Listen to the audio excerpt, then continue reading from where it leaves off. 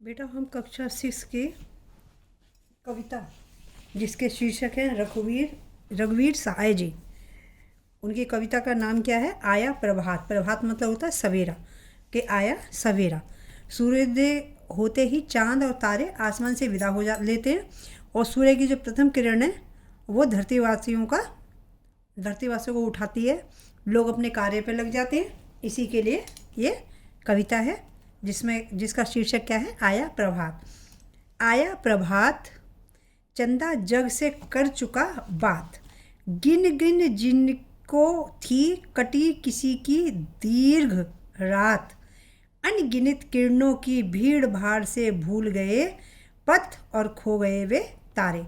आया प्रभात, वो कहते हैं कि सवेरा हो चुका है, चंदा जग से कर चुका बात। यानी कि चांद जो पूरी रात रहता है, तारे जो पूरी रात रहते हैं, वो पूरे जग से बात कर चुके। यानी उनका जो समय है, जो दीर्घ रात मतलब पूरी जो दीर्घ रात है, वो पूरी जो रात है वो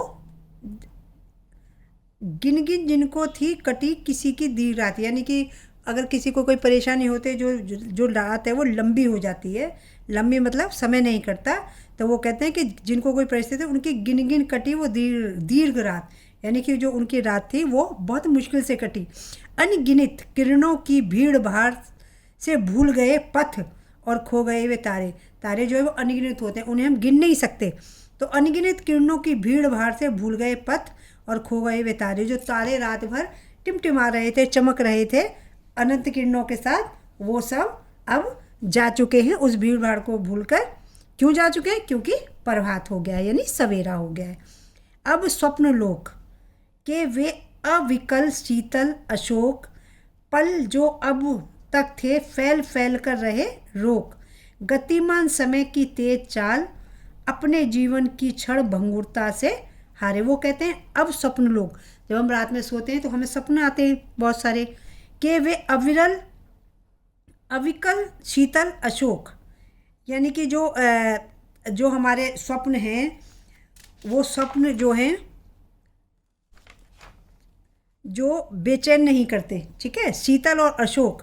शीतल मतलब शांति से, पल जो अब तक थे फैल फैल कर रहे रोक।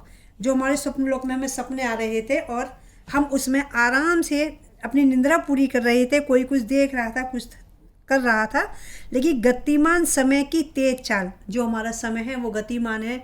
अगर 6 बजते हैं तो फिर 7 बजते हैं, रात होती है तो सवेरा होता है, सवेरा होता है तो शाम होती है। अपने जीवन की क्षण भंगुरता से हारे। वो कहते हैं कि क्षण भंगुर जो नष्ट होने वाला हो, क्षण भंगुर हर समय नष्ट होने वाला जो समय है, समय यानी कि गतिमान है, वो हमेशा चलता रहता है, कभी भी किसी के लिए रुकता नहीं है। तो वो कहता है कि जो रात का समय था वो अपनी क्षण भंगुरता से हार गया है और गतिमान समय सुबह की तरफ चलने लगा। यानी कि रात समाप्ति होने लगी है और दिन के लिए दिन का उजाला फैलने लगा और दिन होने लगा है। जागे जन जन ज्योतिर्मय हो दिन का क्षण क्षण। वो कहते हैं कि लोग जो है वो जागने लगे हैं, सवेरा होने लगा है। ज्योतिर्मय हो दिन का क्षण क्षण, और जो सवेरा है वो धीरे धीरे होने लगा है। ओ स्वप्न प्रिय उन्मिलित कर दे आलिंगन। वो मेरे प्यारे स्वप्न अब मुझे आलिंगन करके, यानी कि प्यार करके मुझे अब तू छोड़ जा। आंखों में होती है ना, जब हम सुबह उठते हैं तो आराम से ये होता है कि हाँ सारी चीज़ें हमें अलग से दिखाई देती है। तो ओ स्वप्न प्रिय उन्मिलित कर दे आलिंगन।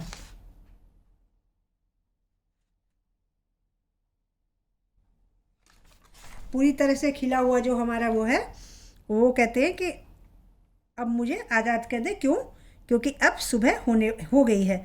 इस गर्म सुबह तपती दोपहर पर निकल पड़े श्रमजीवी धरती के प्यारे। यानी कि जब सवेरा होता है तो जो काम करने वाले लोग हैं वो काम पर चलने लगते हैं, जो स्कूल जाने वाले बच्चे हैं वो स्कूल जाने लग जाते हैं। यानी कि प्रत्येक प्राणी अपने अपने काम में लग जाता है सवेरा होते ही। तो इसीलिए वो कहते हैं कि अब सवेरा हो चुका है और चांद और तारे जो है वो विदा ले चुके हैं।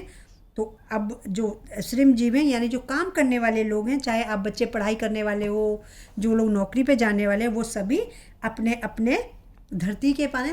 धरती हम सबको बहुत धरती प्यारी है और धरती को भी हम प्यारे हैं। ठीक है, तो वो सब काम करने लगे हैं और जो है रात का समय बीत चुका है और सवेरा हो गया है। तो रघुवीर सहाय जी इसमें उन्होंने प्रभात होने की बात कही है और सूर्य और चांद से विदा लेने की बात कही है, जिसमें रात में हमें बहुत तरह के स्वप्न आते हैं और जो हमारा समय है वो बहुत गतिमान है कि रात के बाद सवेरा होता ही होता है। उसी बारे में उन्होंने कविता कही है। तो आपकी पहला पार्ट यही समाप्त होता है। Thank you.